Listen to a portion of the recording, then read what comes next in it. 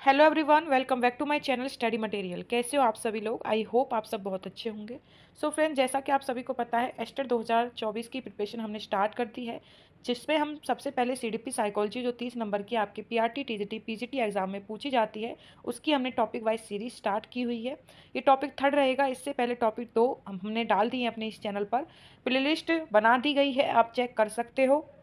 तो ये topic third रहने वाला है, जिसका नाम है आपका इंडिविजुअल डिफरेंसेस, व्यक्तिगत विभिन्नताएं। ठीक है, मोस्ट बड़ा टॉपिक है, ऐसा अभी तक नहीं हुआ है कि इस टॉपिक से क्वेश्चन एग्जाम में ना आए। ठीक है, तीनों ही लेवल पे पूछा जाता है, इंपॉर्टेंट है। तो चलिए आज की इस वीडियो की शुरुआत करेंगे। और फ्रेंड्स, अगर आप चैनल पर नए हो तो चैनल को सब्सक्राइब जरूर कर लेना, बेल आइकन क्लिक कर लेना, जिससे मेरी आने वाली हर वीडियो आपको मिल जाए।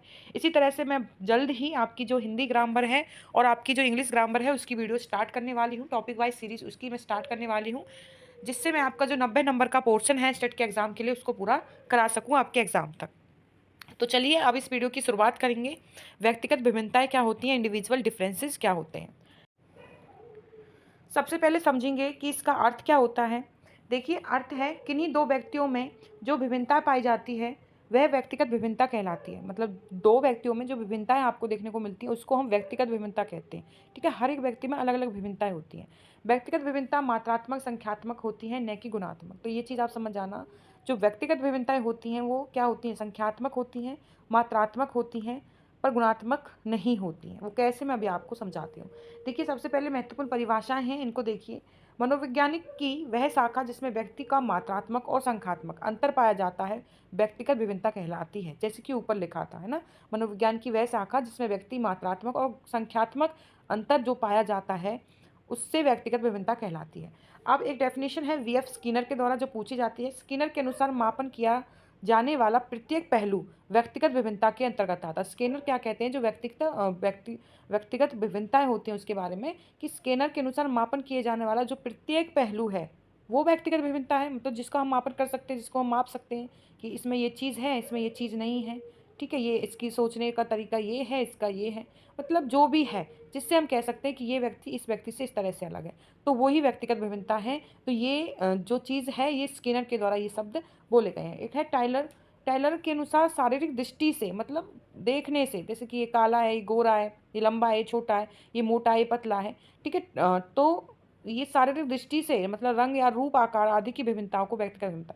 तो ये दोनों तरीके, मतलब बीएफ स्किनर के द्वारा व्यक्तिगत विभिन्नता क्या है और टॉयलर के द्वारा क्या है। ठीक है, तो बीएफ स्किनर के द्वारा तो मतलब को हर एक चीज़ जिससे हम उसको अलग से मतलब पहचान लें कि इसमें इससे ये चीज़ क्या है, अलग है, इससे मतलब समझ में आ जाए कि इससे क्या भिन्न, इस तरह से भिन्न है। और टायलर के अनुसार जो दिख रहा है रंग रूप आकार उससे अलग है। ठीक है, तो इसको व्यक्तिगत विभिन्नता कहते हैं। तो दोनों के जो व्यक्तिगत विभिन्नता का अंतर है वो इस तरह से यहाँ पे बताया है अपने अपने उन्होंने विचारों में। ठीक है, व्यक्तिगत विभिन्नता के रूप होते हैं, उनको समझिए आप। सबसे पहले देखिए, अंत व्यक्तिगत विभिन्नता क्या होती है, जिसको कहते हैं हम इंटरनल वेरिएशन। ठीक है, अंत व्यक्तिगत विभिन्नता। अंत व्यक्तिगत विभिन्नता से अभिप्राय है एक व्यक्ति के अंदर पाई जाने वाली विभिन्नताएं। अंत व्यक्तिगत जो विभिन्नताएं हैं उससे अभिप्राय होगा कि एक व्यक्ति के अंदर, मतलब अपने अंदर पाए जाने वाली, जैसे कि एक व्यक्ति मानसिक, शारीरिक, बौद्धिक, कार्य क्षमता, अभिरुचि, ठीक है, आदि में भिन्न भिन्न होते हैं। आपने देखा होगा व्यक्ति के अंदर जो ये विभिन्नताएं होती हैं, मतलब दो व्यक्ति, मान लो कोई भी दो व्यक्ति हैं, उनके जो अंदर की विभिन्नताएं हैं, ठीक है, कार्य करने की क्षमता, रुचि, इंटरेस्ट जो होता है, ठीक है, व्यक्ति का मानसिक रूप से, शारीरिक रूप से, तो ये सारी चीज़ें ये अंत व्यक्तिगत विभिन्नता कहलाती है। इनको इंटरनल वेरिएशन कहते हैं। ठीक ठीक है, इंटर वेरिएशन इनको कहते हैं। अतः व्यक्ति के अंदर पाई जाने वाली विभिन्नताओं को अंत व्यक्तिगत विभिन्नता कहा जाता है। आई होप आपको अंत व्यक्तिगत विभिन्नता क्लियर। एक होती है अंतर व्यक्तिगत विभिन्नता। ठीक है, इंटर इंडिविजुअल डिफरेंसेस जो होता है ये होता है अंतर व्यक्तिगत विभिन्नता। इसमें क्या होता है, अंतर व्यक्तिगत विभिन्नता दो व्यक्तियों में जो आपस में विभिन्नताएं पाई जाती हैं तो वह अंतर व्यक्तिगत विभिन्नता कहलाती है। चाहे वो मानसिक हो, शारीरिक हो, बौद्धिक हो, दोनों ही व्यक्तियों में ये विभिन्नता पाई जाती है। इसमें क्या होता है, इसमें व्यक्ति के अंदर की विभिन्नताएं, ठीक है, अलग अलग होती हैं। इसमें दो व्यक्तियों के बीच का जो डिफरेंस होता है, इंडिविजुअल डिफरेंस, वो कोई भी हो सकता है, आपका मेंटल भी हो सकता है, सोशल भी हो सकता है, ठीक है, आपका मतलब फिजिकली भी हो सकता है। तो उनमें जो डिफरेंस पाया जाता है दो व्यक्तियों के अंतर, वो अंतर व्यक्तिगत होता है, वो अंत मतलब अंदर अंतर इंटरनल वेरिएशन होता है। आई होप ये दोनों पॉइंट आपको क्लियर हो गए होंगे। ठीक है, उसके बाद चलते हैं व्यक्तिगत विभिन्नता के क्षेत्र। व्यक्तिगत विभिन्नता के क्षेत्र क्या होते हैं? प्रमुख रूप से व्यक्तिगत विभिन्नताओं को 3 क्षेत्रों में विभाजित किया गया है, 3 स्टेजेस में, ठीक है? तो चलिए, पहला है आपका संज्ञानात्मक क्षेत्र, जिसको कॉग्निटिव डोमेन बोला बोला जाता है। कोई भी 2 बालक बुद्धि में एक जैसे नहीं होते, समझ लेना। मतलब आपको पता है, कोई भी 2 बालक, जैसे हम डिफरेंस देख रहे हैं, तो कोई भी 2 बालक सेम बुद्धि के नहीं होंगे। दोनों बालकों की चिंतन शक्ति अलग-अलग होती है, इनकी शैक्षिक उपलब्धि भी भिन्न-भिन्न होती है। मतलब जो भी मार्क्स वगैरह जो भी अचीव इन्होंने किया होगा, वो भी अलग-अलग होगी। क्यों? क्योंकि उनका जो आईक्यू लेवल था, वो अलग-अलग था, ठीक है? और जो बालक हैं, वो सृजनात्मकता में भी भिन्न पाए जाते हैं। तो ये पॉइंट आप समझ गए होंगे। संज्ञानात्मक कॉग्निटिव डोमेन आपका क्लियर हुआ। एक होता है आपका भावात्मक, ठीक है? भावात्मक क्षेत्र, अफेक्टिव डोमेन। तो इसमें क्या होता है, भावात्मक क्षेत्र से अभिप्राय 2 बालकों में भावात्मक मतलब भावनात्मक जो होती है, अंदर से विभिन्नताएँ पाई जाती हैं। उनकी रुचियाँ, उनके जीवन मूल्यों, उनकी अभिप्रेरणाएँ, उनके गुणों, अवगुणों में विभिन्नताएँ पाई जाती हैं, ठीक है? मतलब भावात्मक मतलब अंदर इफेक्टिव जो डोमेन होते हैं, तो उनकी रुचि, अभिरुचि, ठीक है? उनके गुणों, अवगुणों, इन सारी चीज़ों में जो विभिन्नताएँ होती है, वो इफेक्टिव डोमेन आपका होता है भावात्मक, मतलब भावात्मक क्षेत्र हम उसको कहते हैं, ठीक है? थर्ड है आपका क्रियात्मक। क्रियात्मक, जैसा कि आपने यहाँ पे नाम से ही समझ गए होंगे, क्रियात्मक क्षेत्र हो गया, ये साइकोमोटर डोमेन होता है। क्रियात्मक क्षेत्र से अभिप्राय 2 बालक क्रियात्मक क्षेत्र से भिन्न-भिन्न होते हैं। शारीरिक क्रिया में भी भिन्न होते हैं, शारीरिक सहन शक्ति में भी भिन्न होते हैं, ठीक है? मतलब शारीरिक रूप से वो भिन्न होते हैं। तो मांसपेशीय क्षमता में भी वो भिन्न होते हैं। ये विभिन्नताएँ को ही हम क्रियात्मक क्षेत्र कहा जाता है। तो ये 3 डोमेन थे, अच्छे से याद रखना, यहाँ से क्वेश्चन 100% पूछ लिया जाता है। व्यक्तिगत विभिन्नताओं को प्रभावित करने वाले कुछ कारक हैं, ठीक है? ये इम्पोर्टेंट है फ्रेंड्स। तो ये जो व्यक्तिगत विभिन्नताएँ, इन पे इफ़ेक्ट पड़ता है, इनको प्रभावित करने वाले जो कारक हैं, वो समझ लीजिए। सबसे पहला जो कारक होता है, वो है वंशानुक्रम। यहाँ पे हेरिडिटी लिखा है, ठीक है? हेरिडिटी। व्यक्तिगत विभिन्नताओं का प्रमुख कारण वंशानुक्रम होता है। माँ-बाप द्वारा विरासत में प्राप्त जो अंतर एक व्यक्ति को दूसरे व्यक्ति से अलग करता है। देखो, ये चीज़ होती है। हेरिडिटी का इफ़ेक्ट पड़ता ही पड़ता है, ठीक है? मतलब जो बच्चे हैं, उनका अपने माता-पिता, मतलब हेरिडिटी, जो उनके जीन्स हैं, उनके अंदर वो गुण आ जाते हैं कहीं न कहीं। तो ये मेन रोल होता है, ठीक है? तो हम कह सकते हैं कि हेरिडिटी का जो होता है, व्यक्तिगत विभिन्नताओं पर प्रभाव पड़ता ही पड़ता है। वंशानुक्रम के कारण ही व्यक्ति में शारीरिक बनावट व मानसिक क्षमता में भिन्नता पाई जाती है। ठीक है? तो यहाँ पे ये पॉइंट आपको क्लियर हुआ होगा कि जो आपका व्यक्तिगत विभिन्नता को प्रभावित करने वाले कारक में वंशानुक्रम एक मेन मुख्य भूमिका होती है, एक व्यक्ति को दूसरे व्यक्ति से अलग करने पर। आपने देखा होगा, ठीक है? तो जो घर के, मतलब जो उनके बच्चों के जो फैमिली मेंबर्स होते हैं, ठीक है? उन पीढ़ी दर पीढ़ी जो उनके गुण होते हैं, बच्चों में ट्रांसफ़र होते रहते हैं।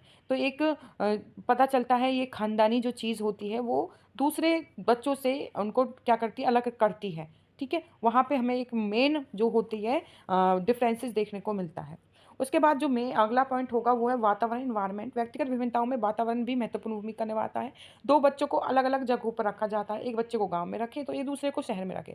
तो आप देख सकते हैं कि दोनों बच्चों के बोलचाल, शारीरिक, बौद्धिक अभिरुचि, रहन-सहन, हर पहलू में आपको विभिन्नता देखने को मिलेगी। तो एनवायरनमेंट का तो मेन इफ़ेक्ट पड़ता है, ठीक है? कि विभिन्नता होने पर, मतलब 2 ही बच्चे हैं, समान हैं, मतलब वो मान लो एक ही पेरेंट्स के हैं। अगर एक को शहर में रखें और एक को गाँव में रखें, तो आप दोनों में जो है ज़मीन-आसमान का फ़र्क देख सकते हो। उन दोनों में आपको क्या दिख जाएगा, व्यक्तिगत विभिन्नताएँ देखने को मिल जाएँगी। उनके विचार, उनकी रुचि, अभिरुचि, उनकी उनके शारीरिक रूप से, उनके रहन-सहन में, सब चीज़ पे आपको क्या है, डिफ़रेंस देखने को मिलेगा। तो यहाँ पे हम कह सकते हैं कि ये एनवायरनमेंट का भी इफ़ेक्ट पड़ता है, एक व्यक्ति को दूसरे व्यक्ति से किस तरह से अलग बनाने में।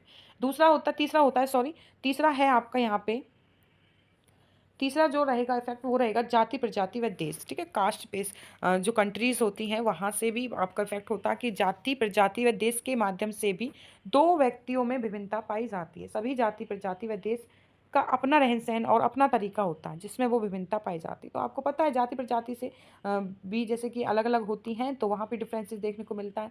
बहुत से देख के पहचान लेते हैं कि हाँ, ये इस जाति का होगा, इसके विचार ऐसे हैं, तो ये इस जाति का होगा, ये जाट होगा। जैसे आपको समझ में आ जाता है देखने से, है ना? विचारों से समझ में आ जाता है, तो इस तरह से। आयु व बुद्धि, एज ऑफ इंटेलिजेंस, ठीक है? एज एंड इंटेलिजेंस से भी 2 व्यक्तियों में विभिन्नताएँ देखने को मिलती हैं।